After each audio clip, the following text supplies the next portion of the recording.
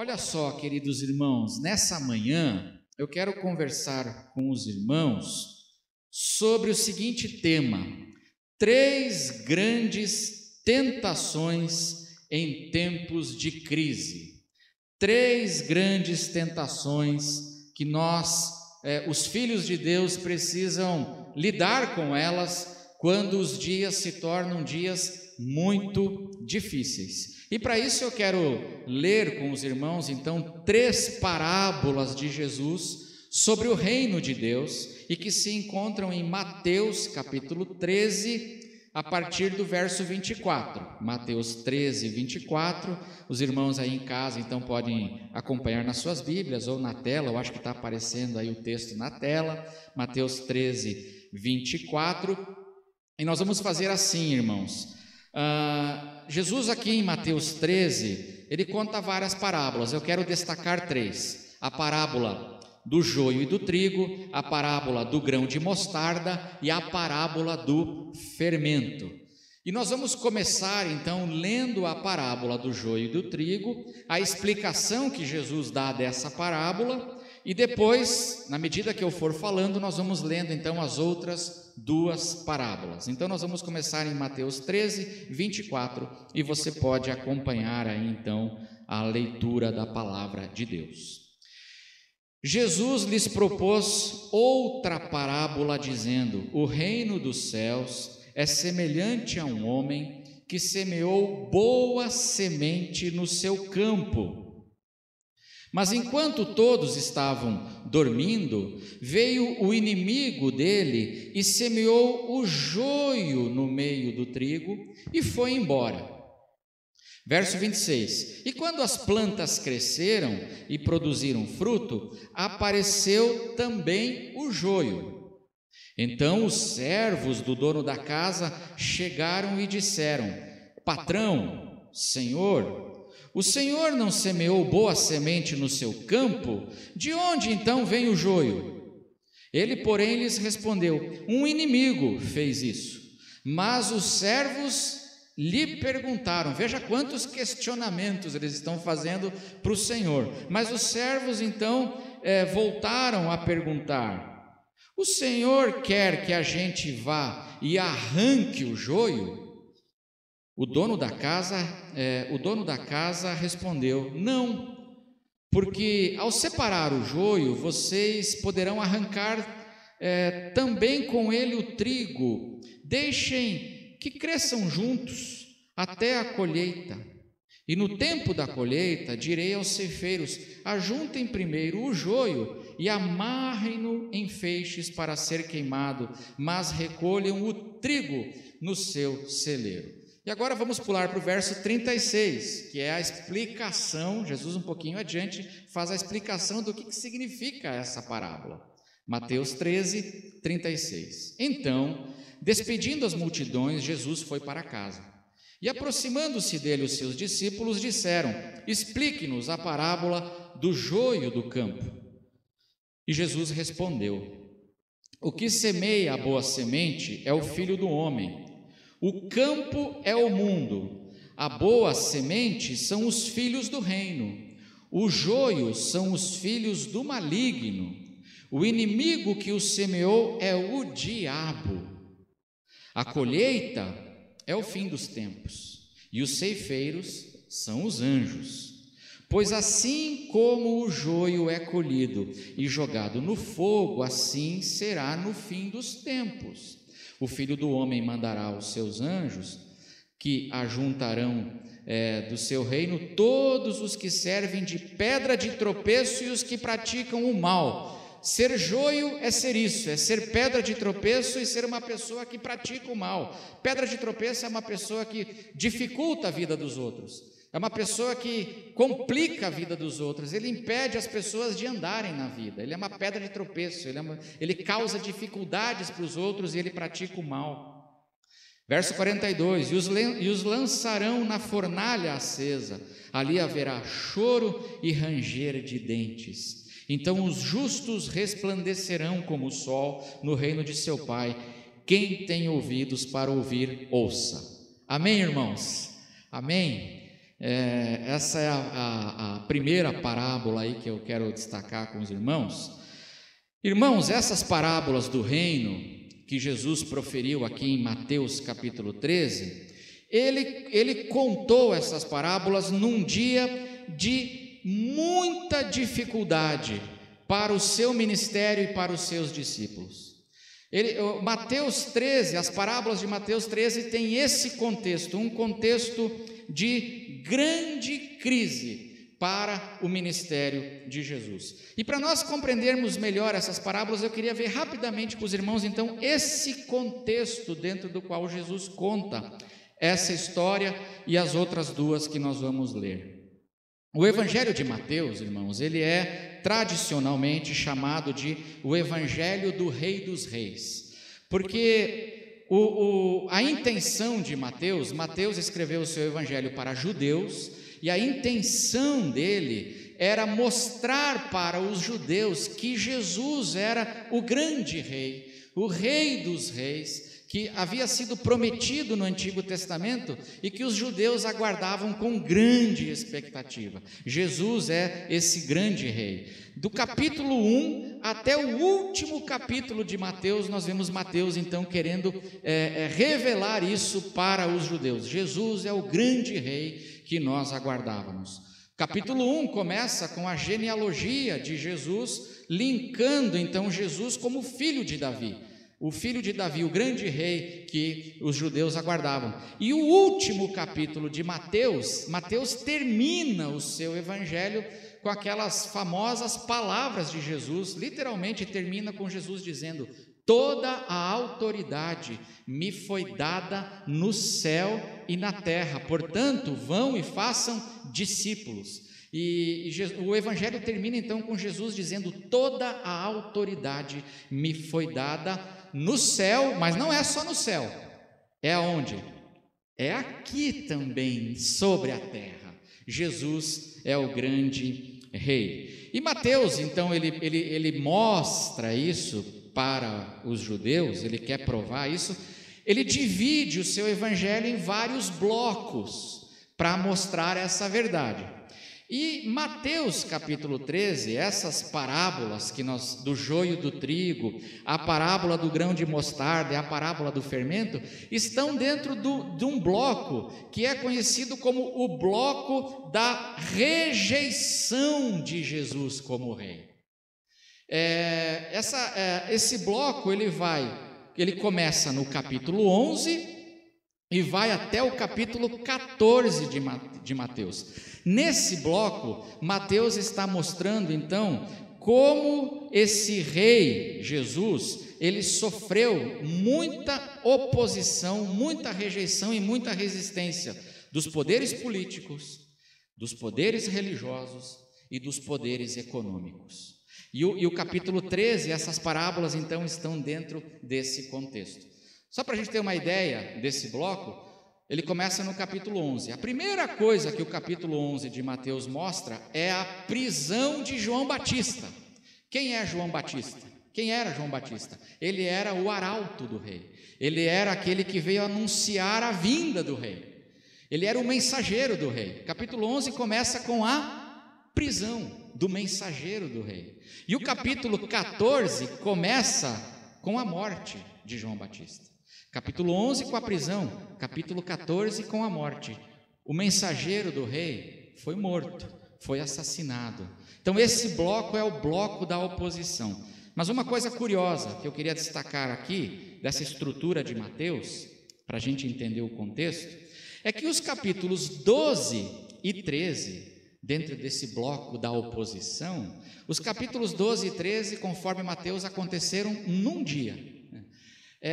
Ele aconteceu num dia de sábado. Tudo que acontece no capítulo 12 e no capítulo 13 é a vida de Jesus, de um dia da vida de Jesus, e esse dia de sábado, descrito aqui por Mateus, foi um dia de intensa rejeição e oposição a Jesus. Para você ter uma ideia, capítulo 12 descreve como Jesus foi perseguido, E eu vou pedir para a mídia, para o Paulo colocar o capítulo 12, o verso 14. Olha o que acontece nesse dia que Jesus contou a parábola do joio, a parábola do grão de mostarda e do fermento. Olha o que acontece nesse dia. Mateus 12, 14. Mas os fariseus, saindo dali, conspiravam contra ele, procurando ver como o matariam. Havia uma conspiração de assassinato sendo tramada naquele dia. Que coisa, então não era uma bobagenzinha, não era uma crise pequena, mas era uma rejeição muito séria que estava acontecendo aqui nesse dia, e nesse dia eles tramam um assassinato, eles perseguem, eles se opõem, mas tem muita maldade acontecendo, porque nesse dia, o capítulo 12 diz que chamam Jesus de servo de Beelzebu. É nesse dia que eles lançam uma fake news contra Jesus. Eles publicam nos grupos de WhatsApp mentiras a respeito de Jesus, dizendo que Jesus, ele era um endemoniado e um servo de Beelzebu. Mais do que isso, nesse dia, nesse mesmo dia, diz que a própria família de Jesus não estava entendendo Jesus, acharam que Jesus estava louco, e o final do capítulo 12 revela como a própria família de Jesus não estava compreendendo o que Jesus estava fazendo, achavam que Jesus estava fora de si, conforme nos ensinam aqui o conjunto dos evangelhos sinóticos. Dentro da própria casa tinha oposição fora, tinha oposição dentro, e aí Jesus entra no capítulo 13 contando essas parábolas, e é muito interessante que o final do capítulo 13 mostra que Jesus foi para Nazaré, e em Nazaré, naquele mesmo dia, ele também sofreu oposição, a ponto de também lá armarem uma conspiração para assassinar Jesus. Que dia, hein? Isso que eu queria mostrar, que dia foi esse, né, irmãos?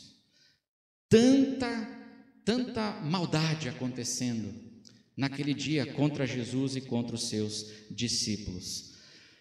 Por que eu estou dizendo isso? É porque nesse contexto é que Jesus conta as parábolas do reino de Mateus 13. É esse o contexto. E o que acontece é que quando nós estamos vivendo dias assim, dias de intensas dificuldades, Jesus revela que é muito comum que nós, os filhos de Deus, nós comecemos a olhar para o céu perplexos. A gente olha para Deus, a gente olha para o céu perplexos e nós começamos a fazer questionamentos. Nós começamos a expressar muitas dúvidas, as dúvidas dos mais variados tipos em relação a Deus e ao agir de Deus. É o que Jesus revela na parábola que nós lemos, na parábola do joio. E por isso que é importante entender o contexto, né? Porque em Mateus 13, verso 26, Jesus, contando a parábola do joio, diz que quando as plantas cresceram e produziram fruto, ou seja, quando o trigo cresceu e produziu fruto, o bom trigo, apareceu também o joio. Os filhos de Deus, porque o trigo, diz Jesus ali na interpretação, que são os filhos do reino, os filhos de Deus começaram a produzir fruto, mas eles olharam e no meio deles e em volta deles tinha muito joio. E o joio são aquelas pessoas que são filhos do diabo. O diabo semeia gente, tem gente ruim na terra, tem gente má sobre a terra. Gente que causa dificuldade para os outros, é pedra de tropeço, gente que pratica maldades contra os outros. E os filhos, o trigo, ele começa a olhar e começa a ver que em volta dele está cheio de joio, cheio de maldades. E aí Jesus diz que nessa hora, o que o trigo faz, o que os servos de Deus fazem na parábola? Eles olham para o céu e começam a questionar Deus. Eles começam a fazer perguntas para Deus, e talvez seja esse o seu caso.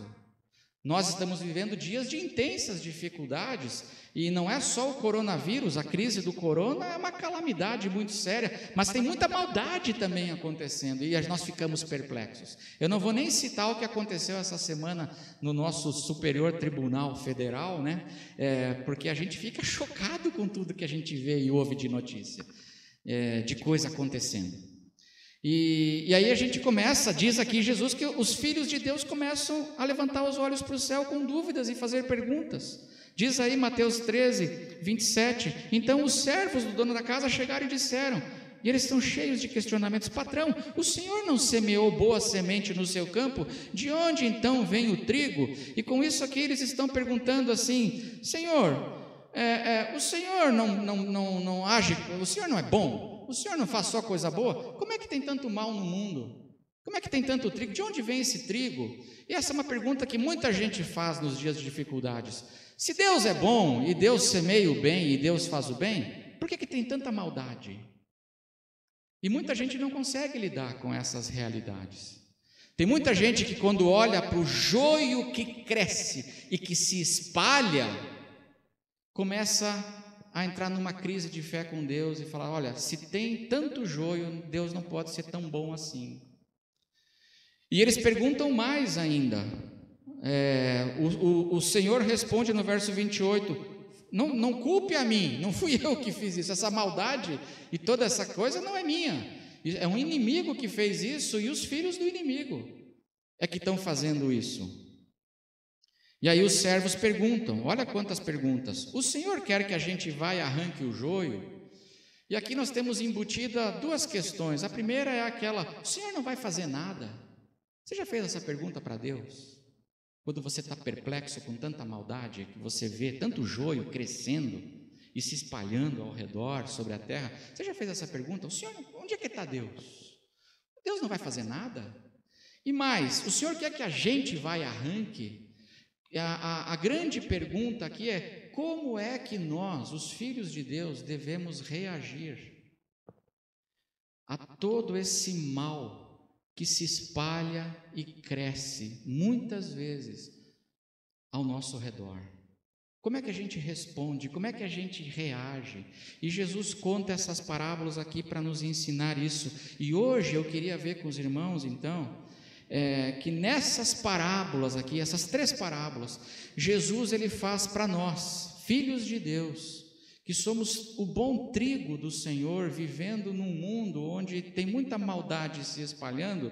Jesus ele nos alerta sobre 3 grandes tentações que o trigo terá que enfrentar nos momentos quando as maldades crescem e se espalham pelo mundo. 3 grandes tentações. A primeira tentação é a tentação da gente combater o mal com o mal. A tentação, nós começamos quando a gente vai olhando para o joio, e tem muito joio se espalhando, muita maldade, muita injustiça, muita perversidade, muita crítica, muita mentira, muita falsidade, tudo isso acontecendo. A tentação que o trigo sofre, irmãos, é de começar a ficar parecido com o joio. Porque é a pergunta que o trigo faz para Deus, quando eles perplexos olham para o céu. Eles dizem assim, o Senhor quer que a gente vá e arranque o joio? E aí o Senhor responde dizendo, não, porque ao separar o joio, vocês correm um risco imenso de fazer muita injustiça e arrancar também com ele o trigo. A tentação que a gente sofre quando o mal está se espalhando é da gente querer combater o mal também com o mal. Nós começamos a ficar indignados, nós começamos a ficar perplexos, e aí a gente começa a achar que que Deus deseja ou que a gente deve combater as maldades com as armas da própria maldade. O texto aqui fala de violência e de injustiça. Arrancar o joio, vamos exterminar, vamos armar todo mundo e criar grupos de extermínio.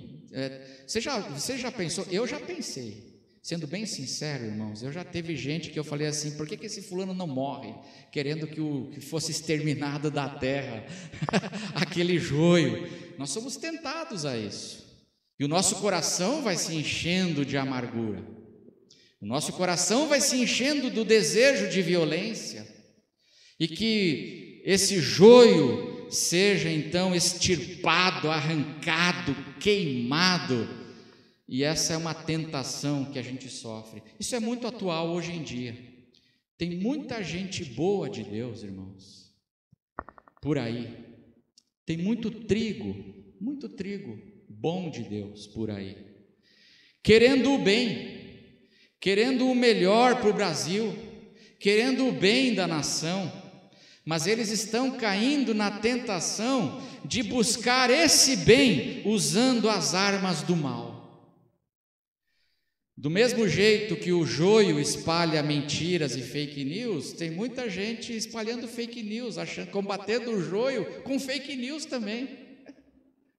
Está cheio de gente. Tem gente querendo combater todas as loucuras do joio e as maldades do joio.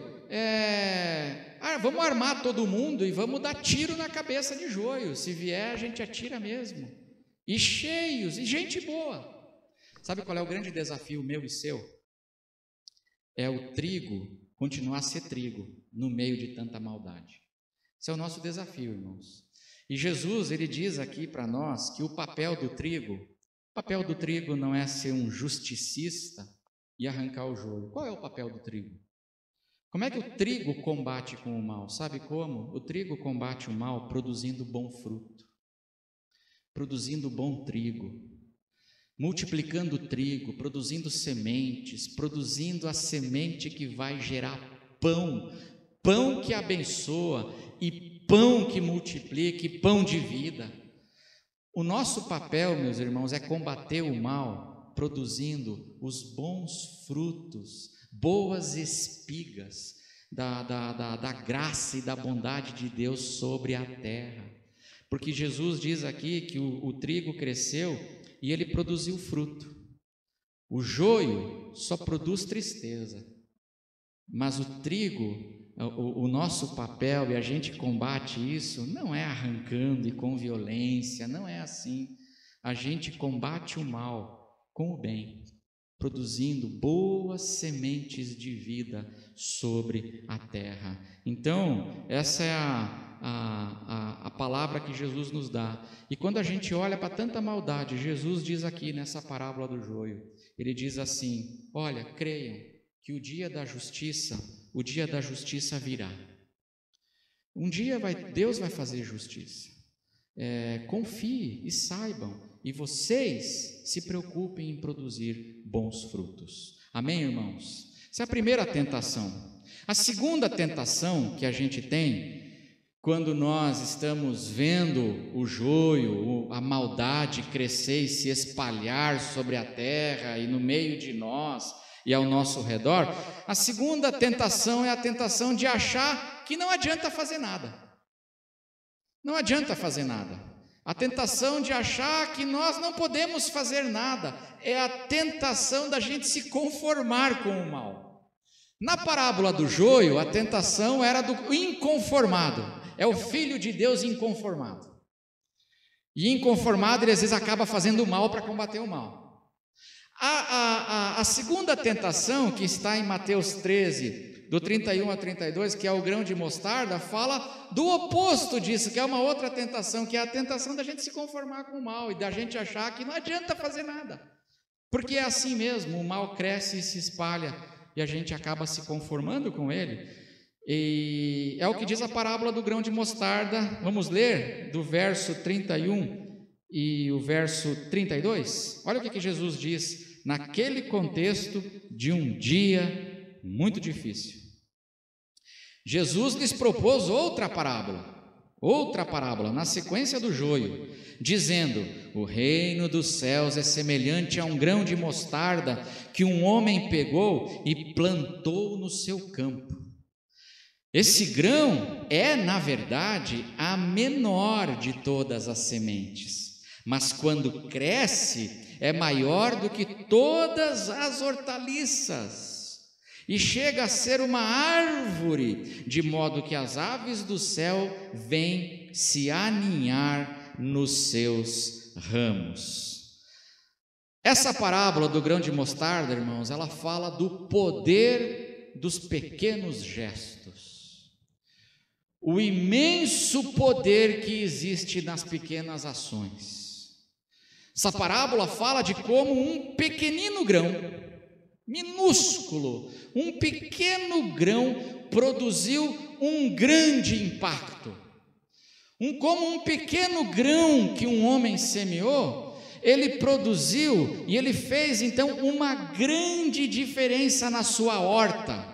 Porque ele fala aqui das hortaliças, fez uma grande diferença no seu quintal, fez uma grande diferença ali no seu ambiente. Um pequeno grão, o poder dos pequenos gestos. E eu queria destacar um detalhe dessa parábola. No verso 31, Jesus diz assim: o reino dos céus é semelhante a um grão.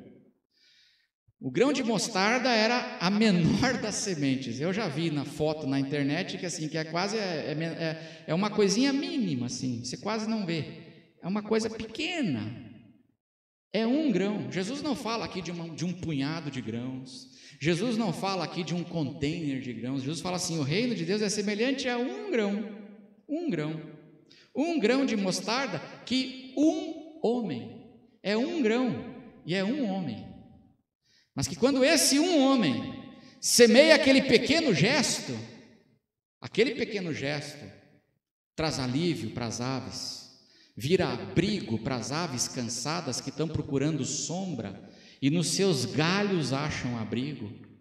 O poder dos pequenos gestos. Por que Jesus diz isso aqui?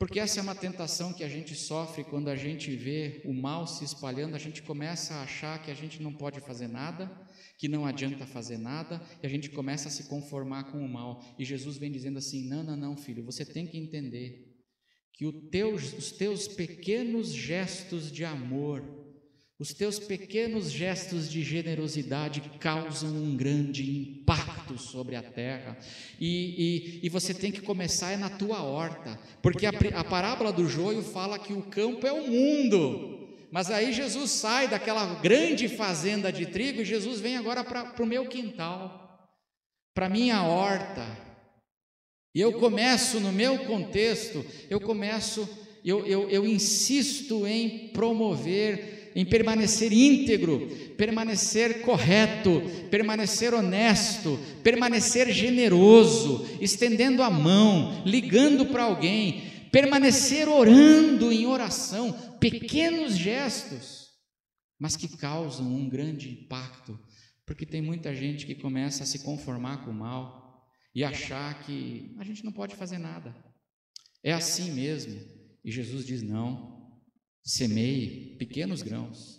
É muito interessante, né, que tem gente que na hora em que o mal se espalha, começa a transferir a responsabilidade por um mundo melhor para as grandes decisões políticas, começa a transferir a responsabilidade por um mundo melhor para as grandes personalidades, para os grandes eventos, e Jesus diz: não, isso é tudo ilusão.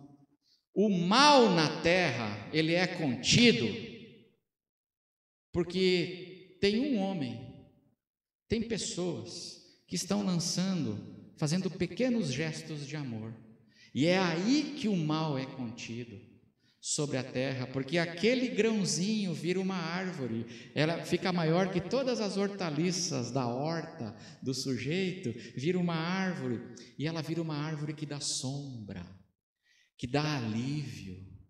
Lembra que o joio, o que caracteriza o joio? O joio é pedra de tropeço, joio é pessoa que dificulta a vida dos outros. Filho de Deus, ele faz gestos que trazem alívio, ele faz gestos que trazem, facilitam a vida dos meus colegas de trabalho, do meu cliente, da minha igreja, das pessoas. Eu tenho gestos, eu vou semeando coisas que vão tornando a vida mais leve, mais saborosa, no meu contexto, na minha horta e no meu quintal. O poder dos pequenos gestos, o grande poder transformador. Eu lembro da história de uma mulher da Bíblia, e os irmãos vão lembrar, né? Os pessoal da IBD vai lembrar, Joquebede. Vocês lembram quem é Joquebede? Você que está em casa e lembra quem é a Joquebede? Joquebede, ela foi a mãe de Moisés, e a Joquebede viveu num período da história em que o joio se espalhou, a maldade se espalhou e cresceu no Egito. No Egito, onde um faraó insano, um ditador, ordenou a matança dos meninos, das crianças, dos bebês que nascessem, ele ordenou a matança dessas crianças. Um genocida era o rei. Se você acha que os políticos dos nossos tempos são complicados, dê graças a Deus que você não viveu no Egito nos dias de Joquebede. O que ela ia fazer? A Joquebede falou: eu vou lutar. Mas o que uma mulher escrava, do povo escravizado, pobre, o que ela pode fazer? O que ela pode? Ela não tem exército, ela não tem armas, ela não era a favor do armamento, como muita gente. Ela não tinha capangas, ela não tinha força, ela não tinha dinheiro, ela não tinha recurso contra o maior império da época. O que ela poderia fazer? Bom, ela sabia fazer crochê. É o que ela sabia fazer. Diz a Bíblia que ela resolveu lutar contra aquilo, contra aquela injustiça. E ela semeou um grão de mostarda. Ela fez uma cestinha, um cestinho de juncos, porque ela sabia fazer alguma coisinha, e ela falou: eu vou lutar com isso, eu vou fazer uma cestinha, e eu vou calafetar essa cestinha com betume, para não entrar água, vou fazer um barquinho, e eu vou colocar o meu filho dentro, porque eu não vou entregar o meu filho para esse tirano, sem eu lutar, sem eu fazer, sem eu semear alguma coisa. Eu vou me arriscar, mas eu vou fazer um pequeno gesto. E ela fez, e ela semeou aquele grãozinho de mostarda, um cestinho, e aquele cestinho cresceu e se transformou numa árvore, e aquele menino foi justamente o menino que se tornou o grande libertador do povo. Você consegue perceber? Um pequeno gesto de alguém que luta, de alguém que diz assim: não vou me conformar com o mal. Todo mundo faz, todo mundo se corrompe, todo mundo mente, eu não vou fazer isso. Pequenos grãos de mostarda. O que é grão de mostarda hoje? Por exemplo, usar máscara. Usar máscara é um grão de mostarda, mas que salva a vida de muita gente. E pode salvar a vida de muita gente. Eu acho muito interessante que tem muita gente querendo transformar o Brasil, mas não quer usar máscara. Não é capaz de fazer um pequeno gesto de bondade, tão orgulhoso que é. Não uso máscara. Mas usar máscara é um grão de mostarda. Tem muita gente que não usa, eu vou usar. Porque quando eu uso a máscara, eu estou ajudando a não infectar mais ou menos umas 10 pessoas, dizem as estatísticas. Já está bom, né? Pô, olha o impacto do bem que eu estou causando usando máscara. Mas tem muita gente que não consegue usar a máscara. E Jesus fala assim: faça os pequenos gestos, filho. O que é semear grão de mostarda hoje? Por exemplo, é se recusar a repassar fake news nos grupos da família, do que você faz parte. Eu me recuso a repassar fake news, essas paranoias e teorias da conspiração. Eu me recuso. Notícia falsa, falso testemunho sobre pessoas, eu me recuso. Quando chega em mim, no meu WhatsApp, morre. Pequeno gesto, mas que causa grande impacto. Então, Jesus está dizendo aqui: não caia nessa tentação, filho, de quando você vê todo mundo ficando mal, todo mundo se pervertendo, o mal se espalhando e crescendo, você cai nessa atitude de se conformar com o mal, dizer assim: não adianta fazer nada, não podemos fazer nada. É mentira. Nós temos poder para no nosso quintal, na nossa horta, a partir do nosso contexto, transformarmos o mundo com o poder dos pequenos gestos de vida. E a última tentação que Jesus diz aqui que o trigo sofre quando está vendo tanto joio se espalhando em volta, é a tentação de perder a fé no reino de Deus. A tentação da gente perder a fé e a confiança no agir de Deus sobre a terra. Essa é a parábola do fermento. É a parábola do fermento, Mateus 13:33. Nesse contexto, na sequência, Jesus conta então essa parábola. Jesus lhes contou ainda outra parábola. O reino dos céus, o agir de Deus, o cuidado amoroso de Deus, é semelhante ao fermento que uma mulher pegou e misturou em 3 medidas de farinha até ficar tudo levedado. Jesus está dizendo aqui para os seus discípulos, naquele contexto de um dia muito difícil, que o agir de Deus é semelhante ao agir do fermento na massa. Como é que o fermento age? 3 características da ação do fermento. O fermento é real, a ação dele é real, a ação dele é invisível e a ação dele é global. Jesus diz que toda massa é atingida, é influenciada pelo fermento. O agir de Deus é assim. O agir de Deus é assim.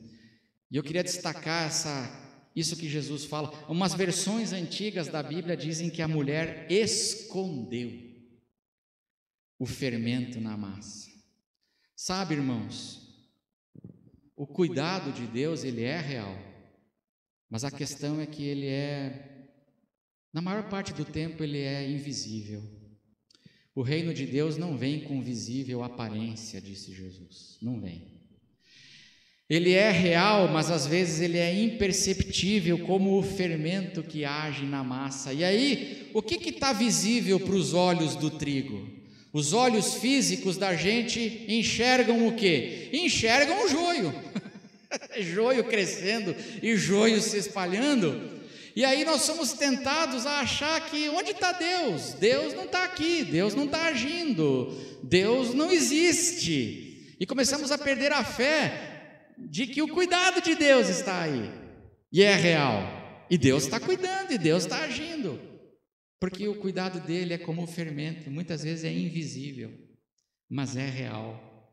Jesus diz assim: confie em mim, e saibam que nos dias mais difíceis, dias de intensa crise, confiem que o reino de Deus está próximo, e que o meu agir, o agir do meu Pai, ele está aí, agindo sobre a terra, em toda a terra, em toda a massa, diz Jesus. Eu acho curioso que na parábola do joio, no verso 25, eu vou pedir para o Paulo colocar ali, Mateus 13:25, na parábola do joio, diz que o inimigo veio, enquanto estavam todos dormindo, veio o inimigo de Deus, o inimigo de Jesus, e ele semeou o joio no meio do trigo, e aconteceu o quê? Ele semeou o joio e foi embora. Porque o diabo pode ir embora, porque os filhos dele fazem o trabalho dele, de complicar a vida de todo mundo. Mas é interessante, né, que o inimigo foi embora, mas Jesus não foi. O Senhor aqui, na parábola, não vai embora. Porque quando os servos procuram, ele está ali, ele está presente. O nosso Senhor, meus irmãos, está presente, ele nunca vai embora.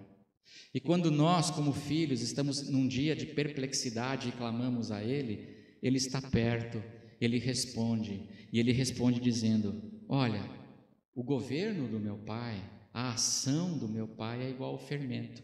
Às vezes você não está vendo a ação acontecer, mas creia, ela está acontecendo agora. Ao nosso redor, próximo de nós, Deus está agindo, irmãos.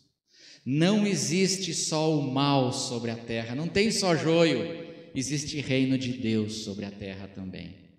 E eu encerro essa mensagem lembrando uma história também do Antigo Testamento, está lá no 2º livro dos Reis, uma história do profeta Eliseu. Diz que o profeta Eliseu, ele estava numa cidade chamada Dotã, e o rei da Síria cercou, os exércitos do rei da Síria cercaram a cidade, porque eles queriam prender o profeta Eliseu. O profeta Eliseu, Deus falava tudo para ele, e ele falava para o rei de Israel, e o rei de Israel sempre se livrava do rei da Síria. Aí o rei da Síria falou: vamos prender Eliseu. E aí eles cercam as cidades, a cidade de Dotã. E aí diz que o servo de Eliseu, ele acordou de manhã bem cedo, e ele foi, e ele olhou pela muralha da cidade assim, e ele viu o exército do rei da Síria cercando a cidade.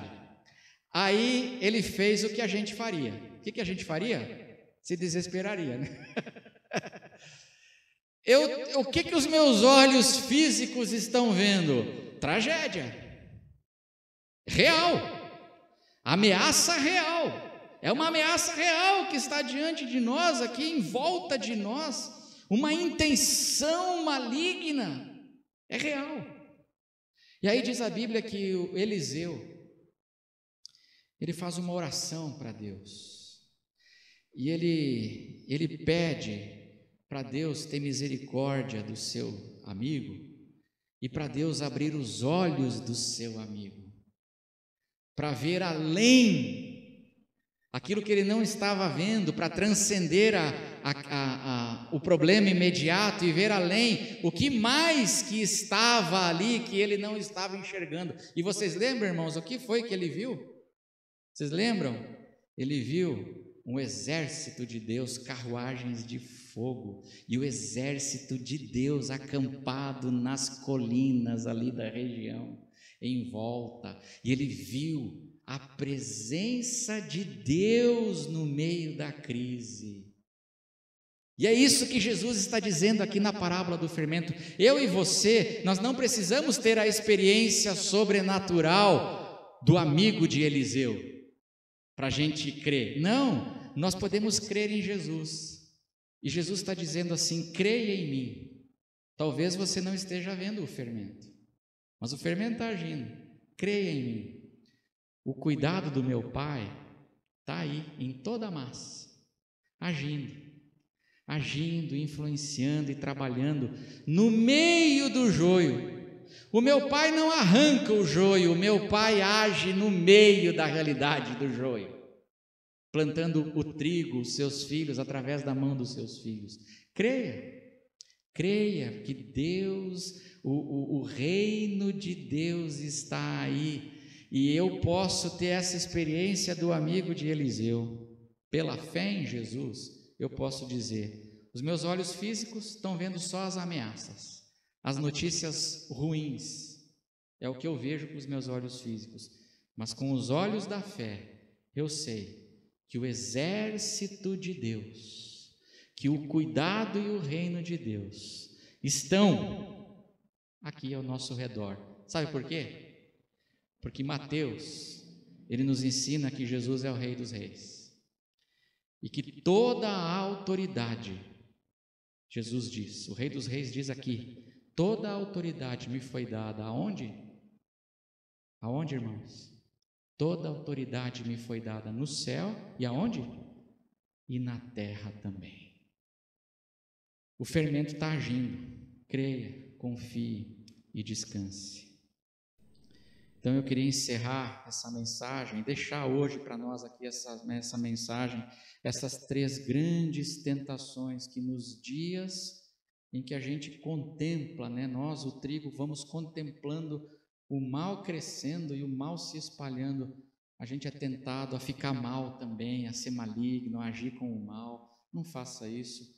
Outros são tentados, então, a achar que não pode fazer nada, se conformar com o mal. Não, faça os pequenos gestos em nome de Jesus. Queria encorajar você que está em casa e nós aqui. Ligue para alguém essa semana, não pare de orar, faça um pequeno gesto de vida essa semana para um irmão, mostre carinho, mostre generosidade, e assim nós vamos combatendo o mal. Em último lugar, nesses dias, não perca a fé, a confiança. de que o agir de Deus é como o fermento. A gente às vezes não vê, mas ele é real e ele está aí. Existe o exército da graça agindo no mundo, neste momento, livrando a gente de coisas que a gente nem imagina. Vamos orar?